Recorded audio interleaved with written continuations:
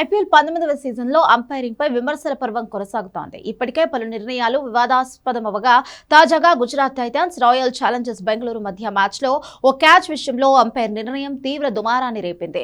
కోహ్లీ అయితే అంపైర్ నిర్ణయంపై తీవ్ర ఆగ్రహం వ్యక్తం చేస్తూ డకౌట్ దగ్గర వాగ్వాదానికి దిగాడు. దీంతో కాసేపు గందరగోళ పరిస్థితి కూడా నెలకొంది.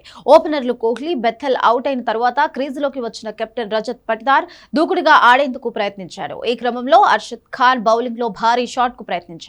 అయితే బంతిని అందుకున్నట్లుగా కనెక్ట్ చేయలేకపోయాడు. చాలా ఎత్తు లేచిన బంతి బౌండరీ లైన్ వద్దకు వెళ్ళింది. సమీపంలో ఫీల్డింగ్ చేస్తున్న జేసన్ హోల్డర్ డైవ్ చేస్తూ అద్భుతంగా బంతిని అందుకున్నాడు. అయితే క్యాచ్ పట్టిన తర్వాత అతడి చేతిలోని బంతి గ్రౌండ్ ను తాకినట్లుగా వీడియోలో కనిపించింది. కానీ అంపైర్ మాత్రం రీప్లేను పరిశీలించకుండా అవుట్ అని ప్రకటించాడు. దీనిపై వివాదం చెలరేగింది. థర్డ్ అంపైర్ ఎందుకు జోక్యం చేసుకోలేదంటూ స్టేడియంలోని పలువురు ఫ్యాన్స్ నినాదాలు చేయడం కనిపించింది. వాస్తవానికి రీప్లేలో హోల్డర్ క్యాచ్ పట్టిన సమయంలో బంతి నేలను తాకినట్లుగా కనిపించింది. దీనిని ఫీల్డ్ అంపైర్లు టీవీ అంపైర్ కు నివేదించకపోవడమే ఇక్కడ వివాదానికి కారణమైంది. అప్పటికే అవుట్ అయి డకౌట్ లో కూర్చున్న విరాట్ కోహ్లీ అంపైర్ నిర్ణయం పట్ల అసంతృప్తి వ్యక్తం చేశాడు.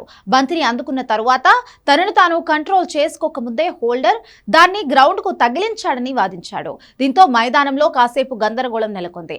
ఆ తర్వాత రీప్లేలు చూడగా హోల్డర్ చేతిలో ఉండగానే బంతి గ్రౌండ్ ను తాకినట్లుగా కనిపించింది. దీనిపై కోహ్లీ చాలా సేపు అంపైర్ తో మాట్లాడాడు. కానీ అప్పటికే ఫీల్డ్ అంపైర్ అవుట్ అని ప్రకటించడంతో రజత్ బౌండరీ లైన్ దాటాల్సి వచ్చింది. కాగా అంపైర్ నిర్ణయంపై బహిరంగంగా ఆగ్రహం వ్యక్తం చేయడం రూల్స్ ను అతిక్రమించినట్టే. దీనిపై చర్యలు తీసుకునే పరిస్థితి కూడా ఉంటుంది. ప్రతి వాదనకు నిషేధం విధించరు, తీవ్రతను బట్టి శిక్ష నిర్ణయిస్తారు. సాధారణంగా ఇలాంటి ఘటనలకు మ్యాచ్ ఫీజులో 25 నుంచి 50% వరకు జరిమానా, ఓ డీమెరిట్ పాయింట్ కేటాయిస్తారు.